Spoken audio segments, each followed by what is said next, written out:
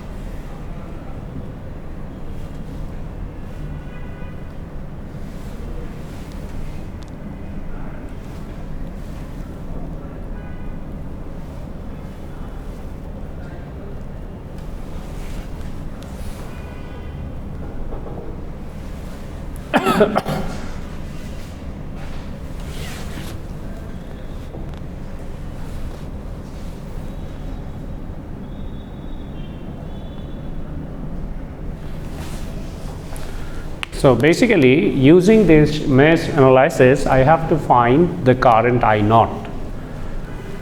The I naught current you have to determine. Okay. But as you know, the 10 ampere current source is in the middle of two loops. There are total 4 loops, 1, 2, 3, 4, right? Name the loop currents at first. So let me consider this as a dotted line.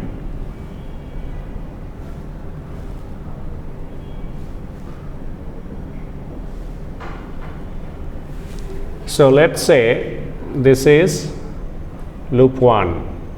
So mesh current 1, okay, I1. This one is loop 2, I2. This one is loop 3. And this one is loop 4, I4. So name the currents, mesh currents. But this is common to both these two loops. So I will consider this whole loop as a super mesh. Okay. This is my super mesh. Removing this current source from here when I am considering the super mesh. Okay. Now you have to apply KVL to super mesh loop. So apply KVL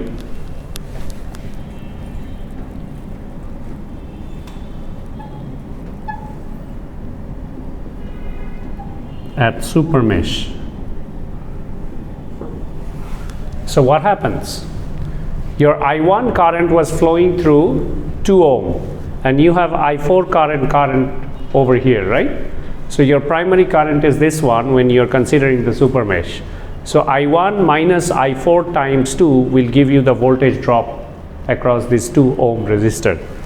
So 2 times I1 minus I4 is your voltage drop across this one. So you have a voltage source over here which should be negative 60, okay? And you have a resistor over here. I1 is passing through this 4 ohm. So the voltage drop across it should be 4 I1, okay? Then you are going to this 3 ohm. So the current that is flowing through 3 ohm is I2. So I2 times 3 ohm is the voltage drop. I mean I2, right? Okay. And there is 1 ohm also. So I2. And you have 2 ohm over here. So I2 is going in this direction and there is influence of I3 in the reverse direction. So I2 is primary. So I2 minus I3 times 2 will give you the voltage drop across the 2 ohm.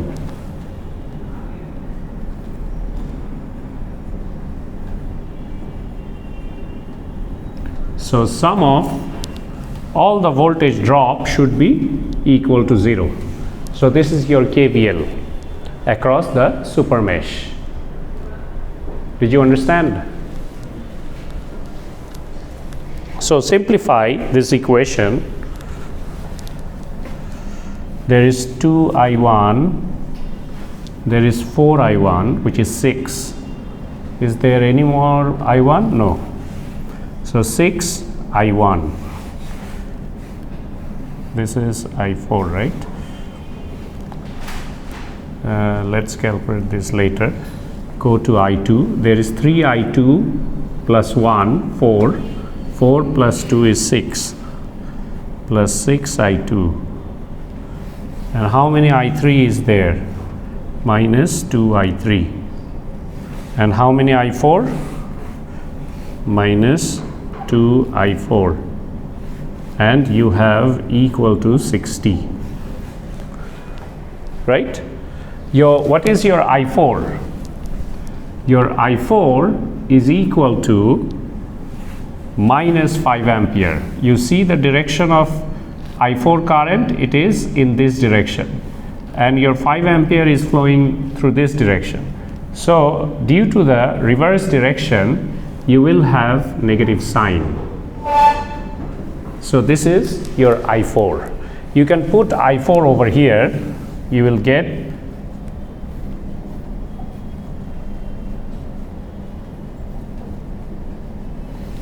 so 5 বসালে 10 হয় তাই না 10 কে ওই পাশে নিলে which is equal to 70.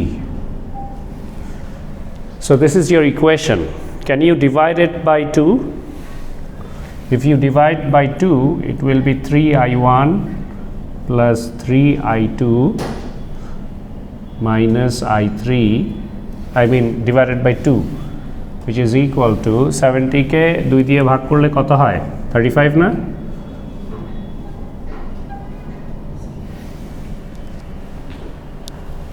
ঠিক আছে? So this is one equation.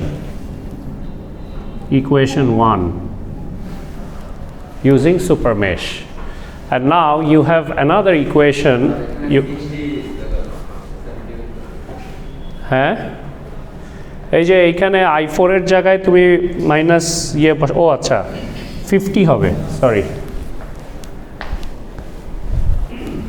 দাঁড়াও কই গেল এই যে এইখানে বসাচ্ছ এইখানে I4 এর জায়গায় মাইনাস 5 অ্যাম্পিয়ার বসালে কি হয় এটা প্লাস 10 হয় না প্লাস 10 কে এই পাশে আনলে 60 minus 10 which is 50 50 হবে হ্যাঁ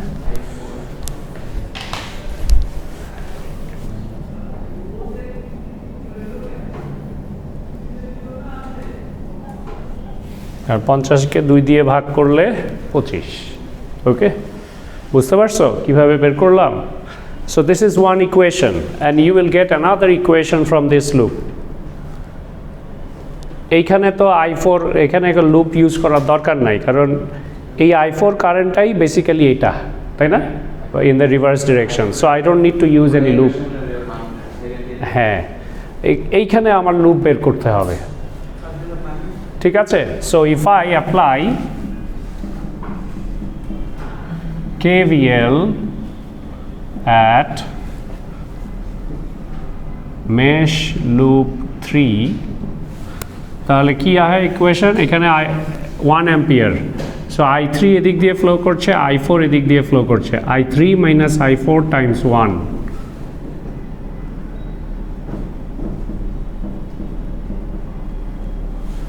so this is the voltage drop across this what is the voltage drop across 2 I3 minus I2 times 2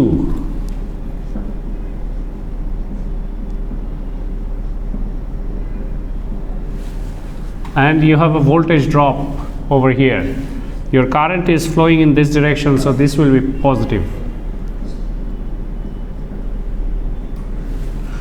and there is 4 ohm so I3 is flowing through 4 so it should be 4 times I3 which is equal to 0. So using KVL you can find this equation, right? তো এটাকেও simplify করো, I1 এখানে নাই, I2 কয়টা আছে, -2I2,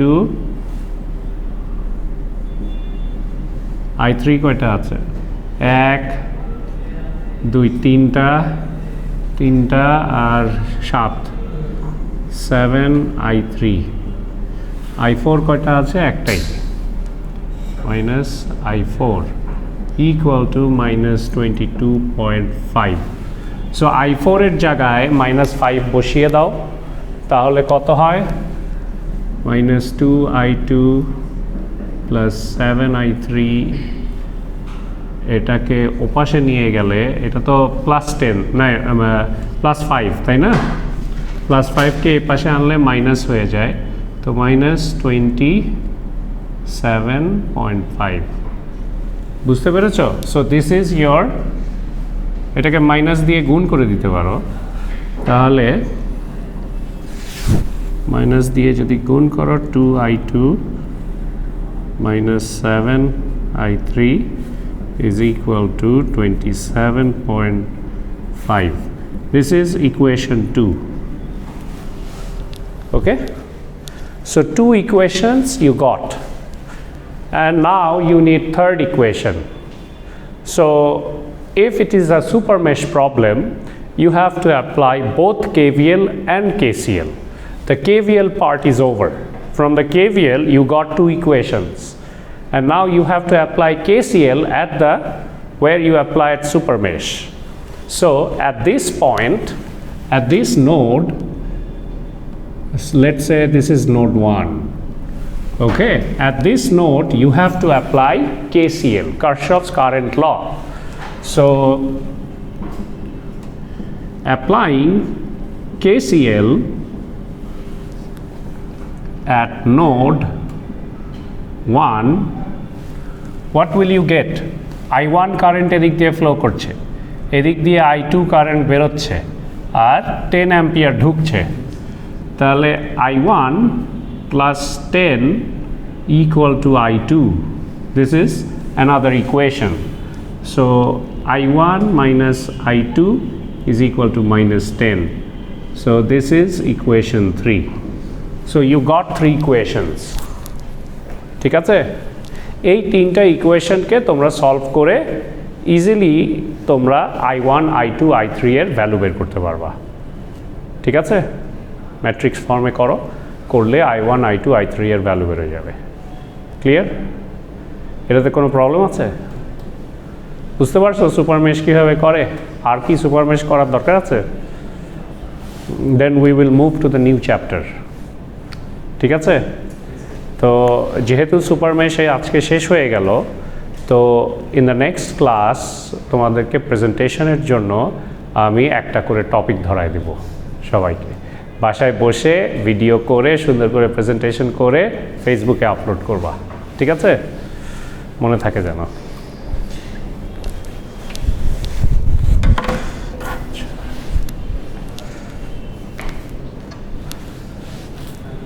দেখি তো আর কি আছে এখানে অঙ্ক,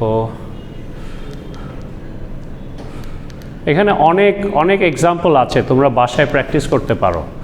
মেশ অ্যানালাইসিসের বহু ধরনের প্রবলেম আছে, এইগুলো তোমরা বাসায় প্র্যাকটিস করো। এই যে যেমন এই অঙ্কে এইটা সুপার মেশ কন্ডিশনে পড়বে, এই পুরো এই লুপটা, ঠিক আছে, সুপার মেশ কন্ডিশনে পড়বে, আর এখানে একটা লুপ আছে, দুইটা লুপ, আর KCL অ্যাপ্লাই করবা এইখানে, তাহলে আরেকটা ইকুয়েশন পাবা। ঠিক আছে, সো এটাও ইজি সলভ করা। ওকে, সিমিলারলি অনেক ধরনের প্রবলেম আছে। এই যে এখানে কিন্তু কোনো সুপার মেশ নাই, এখানে সবই হচ্ছে voltage source. So current source যদি কমন থাকে দুইটা লুপের মাঝখানে, তাহলে we can consider it as super mesh, but voltage source থাকলে এটা নর্মাল মেশের মধ্যেই পড়বে, মেশ অ্যানালাইসিস। সো এখানে তিনটা লুপ ইউজ করে তিনটা ইকুয়েশন বের করে আননোন তিনটা কারেন্ট বের করেছে। ঠিক আছে, সো ইজি, এগুলা সোজা। সো এখান থেকে তুমি I1 I2 I3 বের করলে তোমার এই যে এই আই নট কারেন্টটাও তুমি বের করতে পারবা এখান থেকে, ঠিক আছে? সো আই নট কারেন্টটাও এখান থেকে বের করতে পারবা। এই দেখো এদিকে I4 কারেন্ট যাচ্ছে, এদিক থেকে I3 কারেন্ট বেরোচ্ছে। সো I4 আর I3 তুমি যদি জেনে যাও তাহলে আই নট কারেন্ট বের করতে পারবা না এখানে KCL চালিয়ে, ঠিক আছে? দেখো এই কারেন্টটা এদিকে বেরোচ্ছে, এটা ঢুকছে, এটা বেরোচ্ছে, তাহলে এই দুটার যোগফল should be equal to I4, তাই না? I4 তুমি জানো, I3ও তুমি এখান থেকে বেরোয় যাবে, তাহলে আই নট কারেন্ট তুমি পেয়ে যাবা, বুঝছো?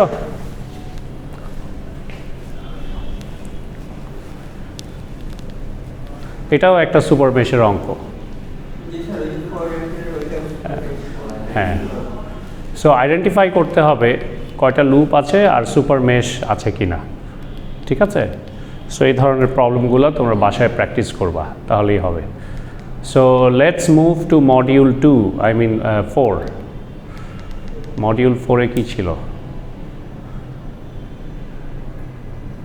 Thevenin, Norton, linearity and superposition. আচ্ছা, লিনিয়ারিটি অ্যান্ড সুপারপজিশনটা আগে পড়াই, ঠিক আছে? পরে থেভেনিন আর নর্টনে যাব, okay? Thevenin and Norton is very important, ওটা জানতে হবে তোমাদেরকে কীভাবে করে, হ্যাঁ? বাট তার আগে তোমাদেরকে লিনিয়ারিটি অ্যান্ড সুপারপজিশন পড়াবো আর সোর্স ট্রান্সফরমেশন পড়াবো, ওকে?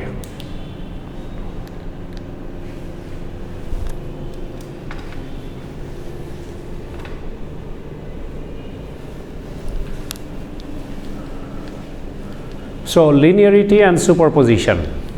So this is another type of analysis that we do. So how these problems basically solved? The objective is to define linearity in circuit and introduce superposition to solve circuit problems. So এই lecture থেকে তোমরা linearity property use করে কীভাবে এটা solve করা যায় এটা আমরা দেখব। আবার সুপারপজিশন থিওরেম ইউজ করেও আমরা কিভাবে এই ধরনের প্রবলেম সলভ করতে পারি এটা দেখব। There are two theorems, linearity and superposition.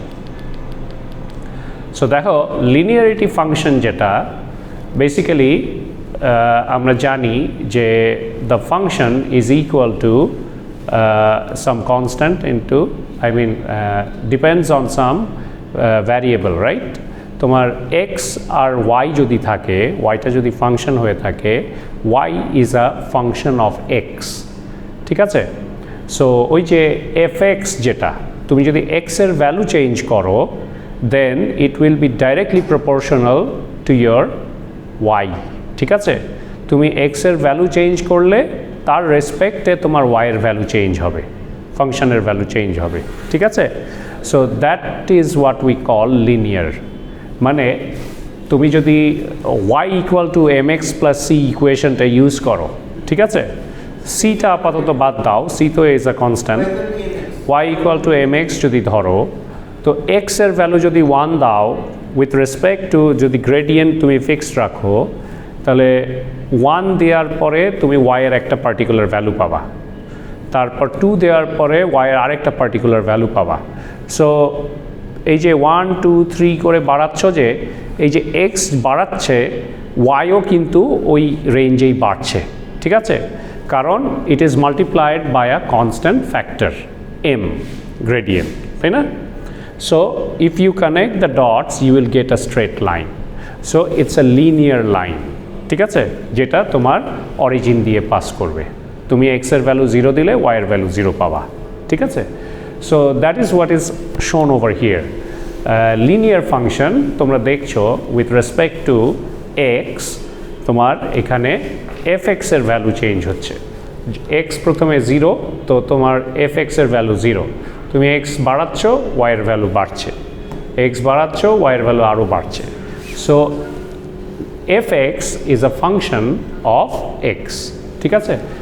তো বেসিক সার্কিট সলিউশন মেথড আমরা কি ইউজ করি? KVL, KCL, mesh, node, voltage divider, current divider, এগুলাই তো ইউজ করি, ওমস ল, তাই না? সো এইগুলা ইউজ করে আমরা বেসিক্যালি এই ধরনের ফাংশন লিনিয়ার ফাংশনগুলো সলভ করব ঠিক আছে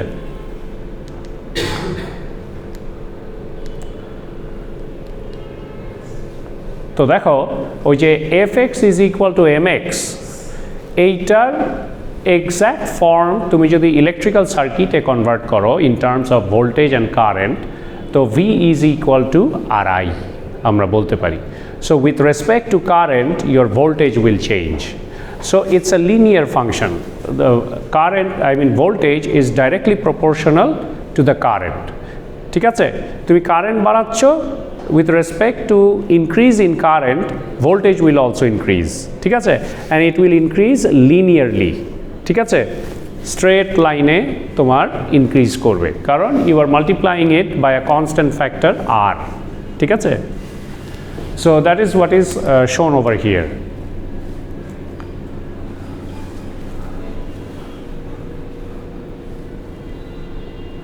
so এই যে m যেটা হ্যাঁ m টা basically is a multiplication factor of your f of x ঠিক আছে x এর ভ্যালু যা দিচ্ছ না কেন ওই m এর ভ্যালু গুণ হয়ে তোমার ওই অরিজিনাল যেই fx যেটা ছিল হ্যাঁ ওইটাকে মাল্টিপ্লাই করে বাড়িয়ে দিচ্ছে ঠিক আছে সো এটাই এখানে বুঝিয়েছে হ্যাঁ তুমি যদি এটাকে এভাবে করো f of ai তাহলে a will be the multiplication factor f of i যেটা ছিল i এর জায়গায় তুমি যদি ai দাও a will be the multiplication factor of your original equation ঠিক আছে সিমিলারলি এখানে f of i1 plus i2 যদি দাও তো এইখানে একটা তোমার লাইন আছে এখানে একটা লাইন আছে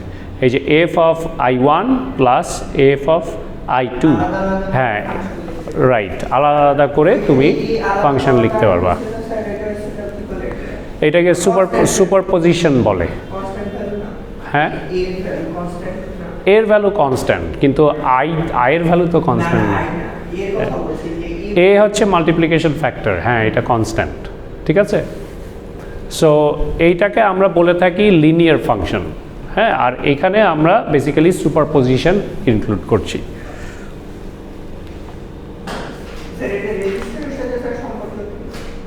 এই যে তোমার এই নর্মাল যে equation mathematical equation y is equal to mx এই yটাকে তুমি যদি ভোল্টেজ বলো আর xটাকে তুমি যদি কারেন্ট বলো তোমার ওহমস ল কি বলে v is equal to ri না তো এই y equal to mx m তো এখানে কনস্ট্যান্ট টার্ম তো v is equal to ri r হচ্ছে এখানে কনস্ট্যান্ট টার্ম তাই না তাহলে জাস্ট সিমিলারিটি দেখাচ্ছে এখানে হ্যাঁ রিজেম্বলেন্স সো এই যে লিনিয়ারিটি ইন সার্কিটস সো এই ধরনের সার্কিটে আমরা লিনিয়ারিটি প্রপার্টি ইউজ করে থাকি এইসব জায়গায় আমরা কারশফস ভোল্টেজ ল কারশফস কারেন্ট ল হ্যাঁ মেশ অ্যানালাইসিস নোডাল অ্যানালাইসিস হ্যাঁ voltage divider rule current divider rule এই ধরনের জিনিসগুলা এটার উপর আমরা ডাইরেক্ট ইমপ্লিমেন্ট করতে পারি হ্যাঁ থিওরেমগুলা করে আমরা আননোন যেই প্যারামিটারটা বের করা দরকার ওটা বের করতে পারি সো এখানে এই সার্কিটটা দেখিয়েছে সো দেখো এই যে এইখানে তোমার ভোল্টেজ 5 ভোল্ট রেজিস্ট্যান্সের ভ্যালু কনস্ট্যান্ট ঠিক আছে R1 R2 R3 এখানেও কিন্তু R1 R2 R3 same circuit তোমার এইখানে ভোল্টেজটাকে তোমার মাল্টিপ্লাই করেছে ঠিক আছে ভোল্টেজটাকে 5 ভোল্ট থেকে 10 ভোল্ট করে দিয়েছে তাহলে তোমার এই রেজিস্টারের অ্যাক্রসেও তুমি এইখানে 2 ফ্যাক্টর দিয়ে মাল্টিপ্লাই করেছো না তাহলে এই প্রত্যেকটা ভোল্টেজ তোমার 2 ফ্যাক্টর দিয়ে গুণ হবে এটাই হচ্ছে লিনিয়ারিটি প্রপার্টি ঠিক আছে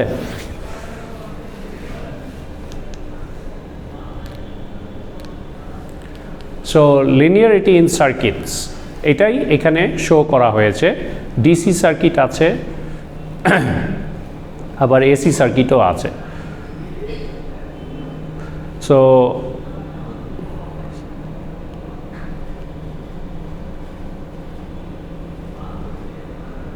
এগুলো জাস্ট লিনিয়ারিটি সার্কিটের এক্সাম্পল দেখিয়েছে, হ্যাঁ, ওই রকম এক্সাম্পল এখানে দেখিয়েছে। 10 cos t থাকলে কিভাবে চেঞ্জ হচ্ছে দেখো, এখানেও তোমার ওই 2 ফ্যাক্টর দিয়েই গুণ হচ্ছে, ঠিক আছে। 5 ভোল্ট ছিল, 5 ভোল্ট 2 ভোল্ট, তাহলে তোমার ওই 10 cos ওইটা থাকলে 4 cos ইয়ে হয়। আর তুমি যদি ওইটার সাথে 5 গুণ করো তাহলে দেখো এই যে এই 5 ভোল্টের কারণে এখানে 2 ভোল্ট যাচ্ছিল না, আর এই অরিজিনাল সার্কিটে তুমি ওই 5 ভোল্টটা যদি এটার সাথে অ্যাড করো, ঠিক আছে, তাহলে ওই যে এইখানে যে 2 ভোল্টটা ওইটাও এখানে অ্যাড হবে, ঠিক আছে। সো এটাই দেখাচ্ছে, এটাকে সুপারপজিশন বলছি আমরা। মানে সুপারপজিশন বলতে এই সার্কিটে আমি যদি 5 ভোল্ট অ্যাপ্লাই করি তাহলে আমি পাই 2 ভোল্ট। আবার এই সেম সার্কিটে আমি যদি 10 cos t অ্যাপ্লাই করি তাহলে আমি পাই 4 cos t, ঠিক আছে। এখন ইন জেনারেল, ইন টোটাল আমি কত ভোল্টেজ পাচ্ছি? সাম অফ দিস 2 ভোল্টেজ, ঠিক আছে। সাপ্লাইয়ে 5 ভোল্ট প্লাস 10 cos t দিচ্ছি, আর আউটপুটে আমি পাচ্ছি 2 প্লাস 4 cos t, ঠিক আছে। এই দুইটাকে যোগ করে ফেলে, সুপার ইম্পোজ করে, ঠিক আছে। সো এটা আরও অঙ্ক যখন করবে আরও ইজিলি বুঝে যাবে। সো সুপারপজিশন ইন সার্কিট কি? Zero all sources between one and find the output to that source. Basically superposition থিওরেমটা কিভাবে অ্যাপ্লাই করতে হয় সার্কিটের উপর, এইটার কিছু স্টেপস বলেছে। এই স্টেপসগুলো আমি যখন তোমাদেরকে অঙ্ক করার সময় বলবো আরও ক্লিয়ার হয়ে যাবে। দেখো এইখানে এই সার্কিটটা আছে, এই সার্কিটে কয়টা সোর্স আছে আমাকে বলো? 3টা সোর্স আছে। না, সোর্স আছে কয়টা? হ্যাঁ, 3টা সোর্স আছে, 2টা ভোল্টেজ সোর্স আর একটা কারেন্ট সোর্স, তাই না? তো সুপারপজিশন থিওরেমের নিয়ম হচ্ছে, ধরো তুমি এই ভি আউট ভোল্টেজটা বের করতে চাও, ঠিক আছে, ভি নট ভোল্টেজটা তুমি বের করতে চাও, তাহলে কি করবে? ভোল্টেজ সোর্সকে তুমি শর্ট করে দিবা, ঠিক আছে। ভোল্টেজ সোর্স যেটা যে একটা রাখবা, হ্যাঁ, যে কোনো একটা, এই 3টার মধ্যে যে কোনো একটা ভোল্টেজ সোর্সকে অ্যাক্টিভ রাখবা, ঠিক আছে।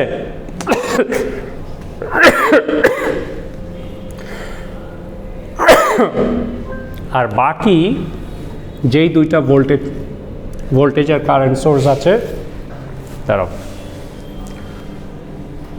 হ্যাঁ, যেই 2টা ভোল্টেজ অ্যান্ড কারেন্ট সোর্স আছে, এই ভোল্টেজ সোর্সকে তুমি শর্ট করবা আর কারেন্ট সোর্সকে কি করবা? ওপেন, ঠিক আছে।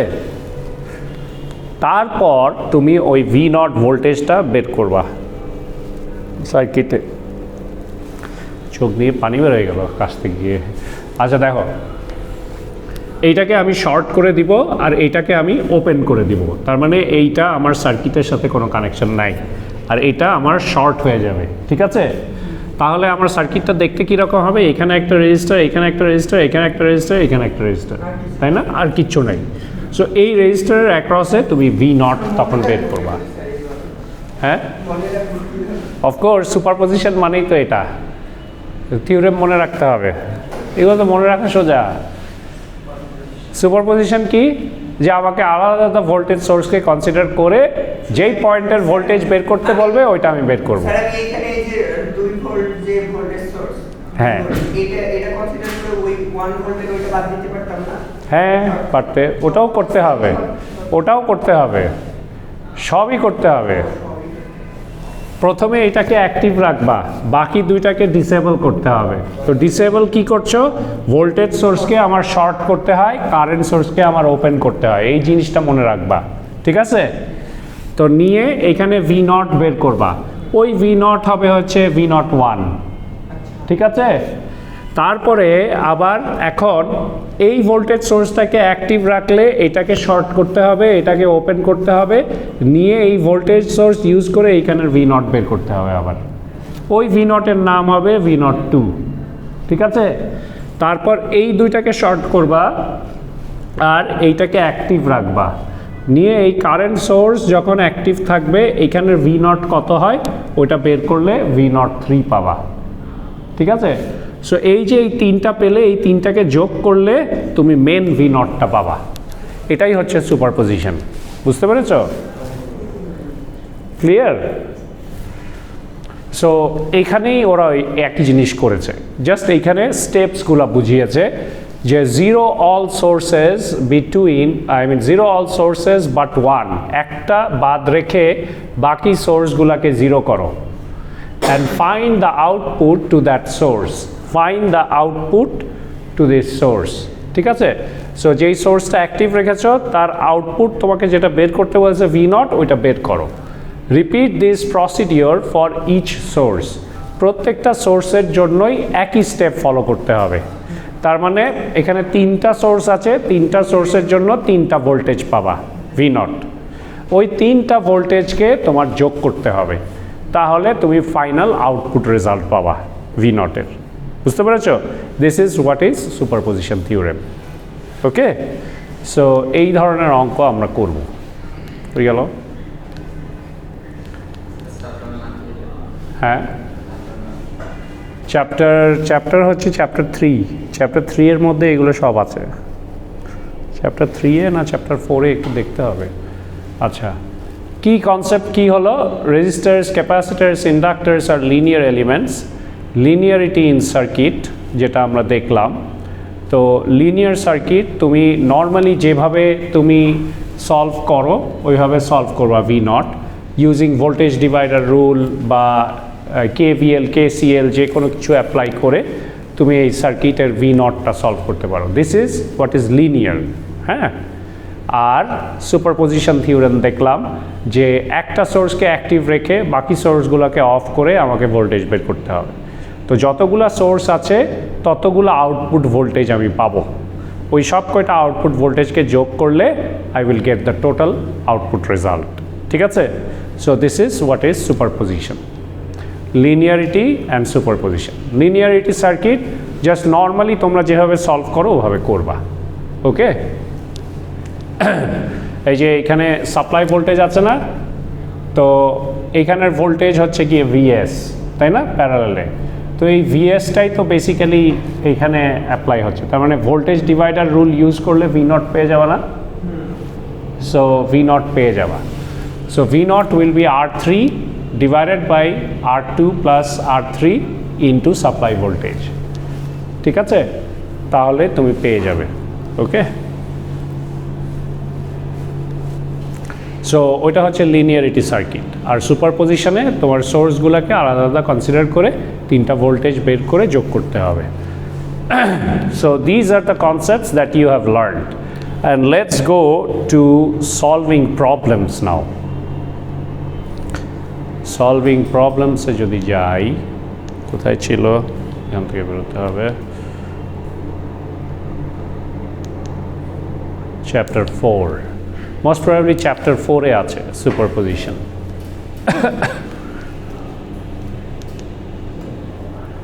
এই যে লিনিয়ারিটি প্রপার্টি, সুপারপজিশন। ঠিক আছে?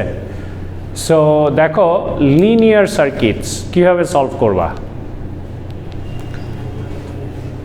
তো তোমাদের এই প্রবলেমটা করাই, এইটা করাই। এই যে এই পয়েন্টের ভি নট তোমাকে বের করতে বলেছে নাকি?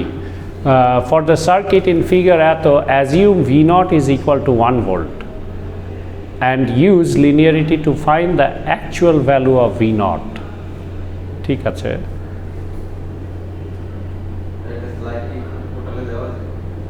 হ্যাঁ, কোন স্লাইড? স্লাইড পোর্টালে দেওয়া আছে।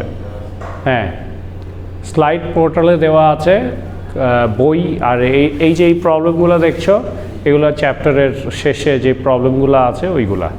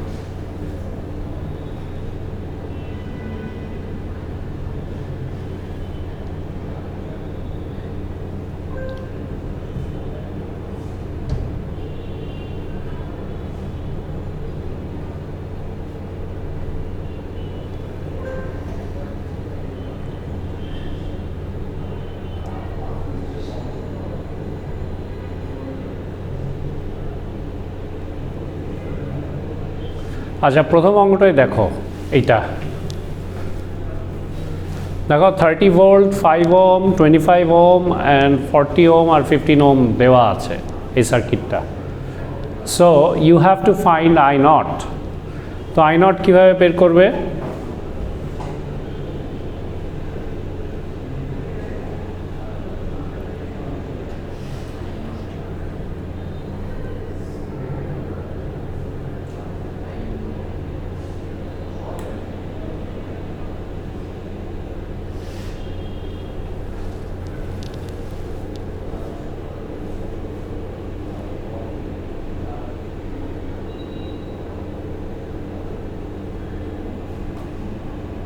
বলো তো।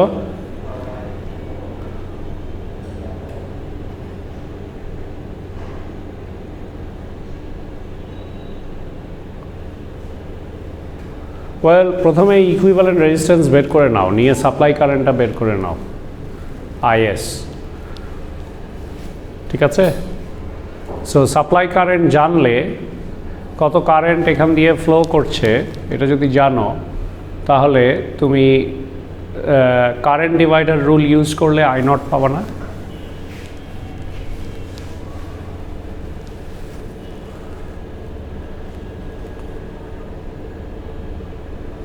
বুঝো নাই? আচ্ছা তাহলে এটা করি।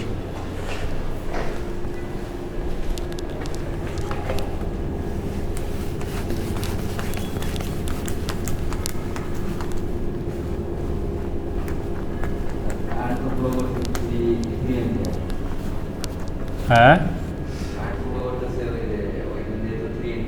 কোথায়?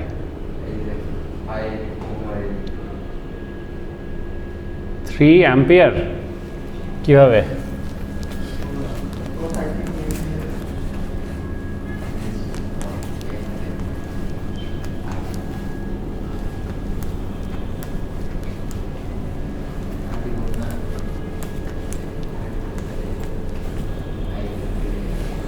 বলো কিভাবে 3 অ্যাম্পিয়ার ফ্লো করছে, বলতে তো হবে। তোমাকে তো লিনিয়ারিটি প্রপার্টি ইউজ করতে বলছে। হ্যাঁ দেখো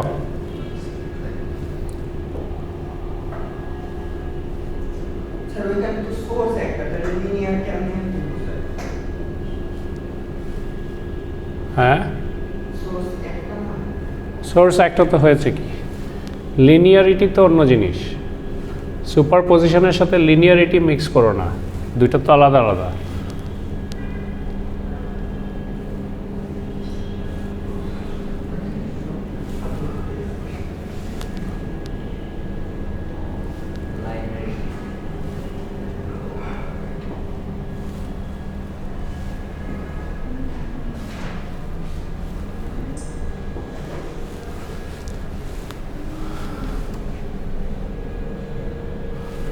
সো এটা হচ্ছে তোমার সার্কিট, তাই না? সো প্রথমে ইকুইভ্যালেন্ট রেজিস্ট্যান্স বের করো এদিক থেকে, আর ইকুইভ্যালেন্ট বের করো কত হয়। এই দুটো যোগ হবে সিরিজে, তাই না? 15 + 25 কত হয়? 40। 40 আর 40 প্যারালালে আছে 20, তাই না? 40 আর 40 দুটা যদি প্যারালালে থাকে, দুইটা 40, তাহলে কি 20 হয়ে যায় না? 20। তো 20 + 5 25, তাহলে 25 হচ্ছে তোমার ইকুইভ্যালেন্ট রেজিস্ট্যান্স। আর equivalent is equal to 25 ohm. ঠিক আছে? তাহলে তোমার সাপ্লাই কারেন্ট কত ফ্লো করছে? সাপ্লাই ভোল্টেজ যেন 30, তাহলে IS is equal to 30 divided by 25 কত? 1.2 ampere is your supply current. এইখান দিয়ে ফ্লো করছে সাপ্লাই কারেন্ট, তাই না? তো সাপ্লাই কারেন্ট জানো, তো কারেন্ট ডিভাইডার রুল ইউজ করলে আই নট বের করতে পারবে না? তাহলে আই নট কী হবে? I naught is equal to I নটের ব্রাঞ্চে যেই রেজিস্ট্যান্স আছে তার অপোজিট ব্রাঞ্চের রেজিস্ট্যান্স ধরতে হয়, ডিভাইডেড বাই টোটাল রেজিস্ট্যান্স। এখানে আছে কত? 40, এখানে 40, তাহলে কত হয়? 40 + 40 ইনটু সাপ্লাই কারেন্ট কত বের করছো? 1.2 কত আসে আই নট বলো?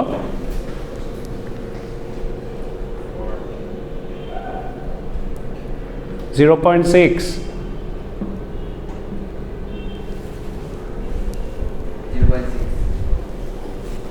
0.6 ampere I not.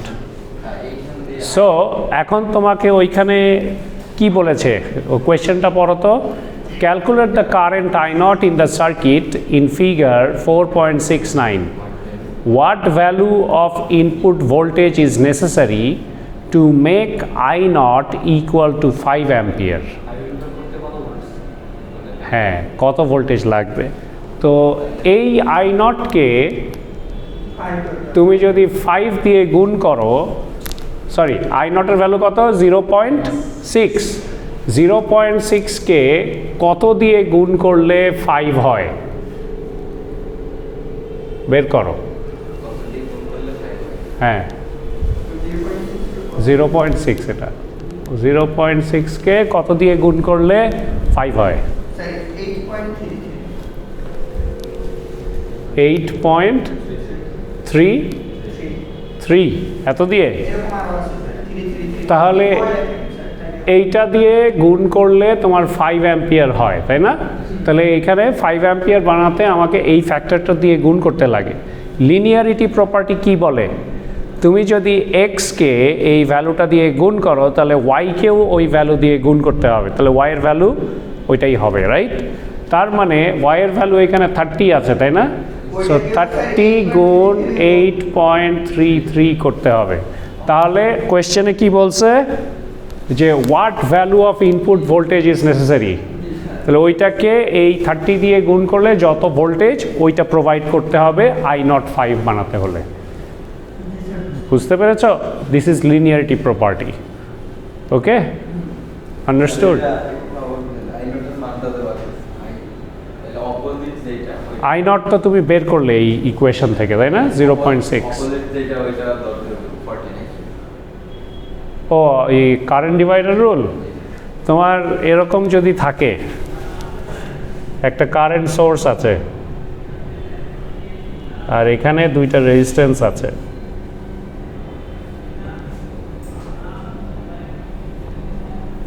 let's say this is 5 ampere, this is 2 ohm, this is 3 ohm. Find the current I2, এটা I1, ঠিক আছে?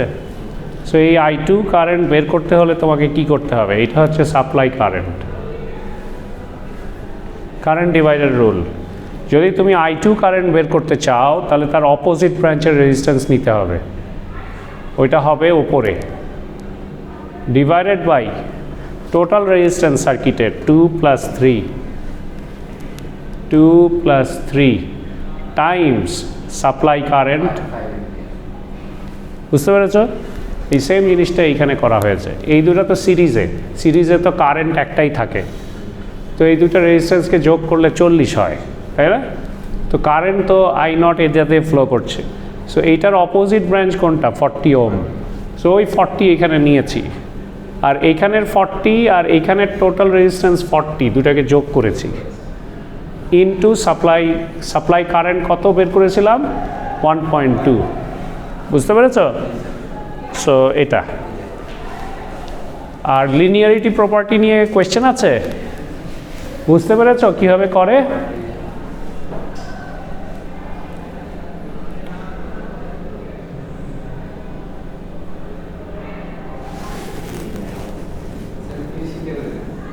হ্যাঁ,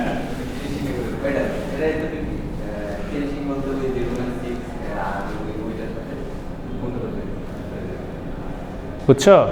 তোমার কোয়েশ্চেনে কি বলেছে? তোমার প্রবলেম ছিল এটা, তো 30 ভোল্ট যখন ইউজ করছো I naught কারেন্ট ফ্লো করতেছে 0.6, ইউনিটারি মেথড, তাহলে 5 অ্যাম্পিয়ার কারেন্ট ফ্লো করাতে আমার কত ভোল্টেজ লাগবে? বুঝছো? মানে 0.6 ভোল্টের জন্য 30 ভোল্ট দিতে লাগে, তাহলে 5 অ্যাম্পিয়ার কারেন্টের জন্য আমাকে কত ভোল্ট বের করতে লাগবে? ইউনিটারি মেথড, এই যে 0.6 এর জন্য লাগে 30, একের জন্য লাগবে 30/0.6, তাহলে 5 এর জন্য কত লাগে 30/0.6 × 5।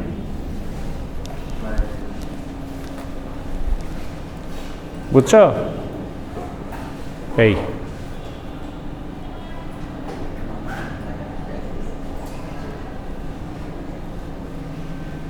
ধরা গেল। লিনিয়ারিটি সার্কিট হচ্ছে এরকম, y = mx ফর্মে করতে হয়। ওকে, সো এটা মনে রাখবে।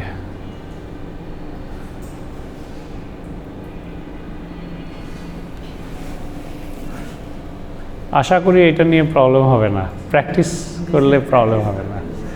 সুপারপজিশনটা দেখাই নাই এখনো। আজকে কয়টা বাজে? 11:30 বেজে গেছে। হ্যাঁ, সুপারপজিশন পরে আছে, এটার মধ্যে নাই। এটা আলাদা থিওরেম, সুপারপজিশন আলাদা থিওরেম, দুইটা থিওরেম আলাদা।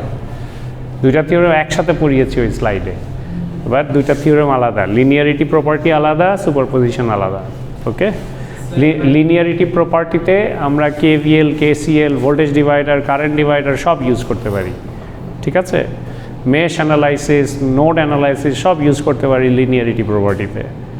ঠিক আছে, বাট সুপারপজিশনে আমাদের একটা ভোল্টেজ সোর্সকে অ্যাক্টিভ রেখে আর বাকিগুলোকে অফ করতে লাগে, নিয়ে যেই পয়েন্টের ভোল্টেজ বা কারেন্ট বের করতে বলে ওই পয়েন্টের ভোল্টেজ বা কারেন্ট আমি একবার বের করি, নিয়ে সাইডে রাখি, নিয়ে যেটা আমি অন করেছিলাম ওইটাকে এখন অফ রাখি, অন্য আরেকটাকে অন করে আমি আবার ওই পয়েন্টের ভোল্টেজ অ্যান্ড কারেন্ট যেটা চাই সেটা নেই, ওটা আবার রাখি। সব কটা যখন হয়ে যাবে, যে কটা ভোল্টেজ বা কারেন্ট পাবো যোগ করলেই সুপারপজিশন হয়ে গেল। ঠিক আছে, হ্যাঁ, স্লাইড পাও নাই? আচ্ছা তো, আচ্ছা আমি দেখব, তবে আমি সবই দিয়েছি, আরেকবার দেখতে হবে তাহলে। ওই মডিউল কি নামে আছে দেখো তো। আচ্ছা তাহলে আমি দেখব, গিয়ে দেখে কনফার্ম করে আপলোড করি। লিনিয়ার সার্কিট, হ্যাঁ। নেই, এটা না, এটা না, না না না, এটা পিডিএফই, এটা না, ব্যাকে যাই কেমন। ও তুমি ওই পোর্টালে ঢোকো নাই? হ্যাঁ, এই যে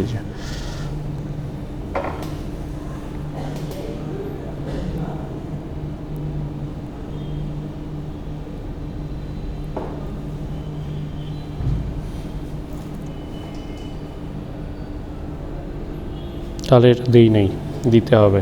ঠিকই আছে, ঠিক আছে, এইগুলো আমি আপলোড করে দিব আজকে গিয়েই। আজকে এতটুকু পর্যন্ত থাক, পরের দিন সুপারপজিশন ধরবো।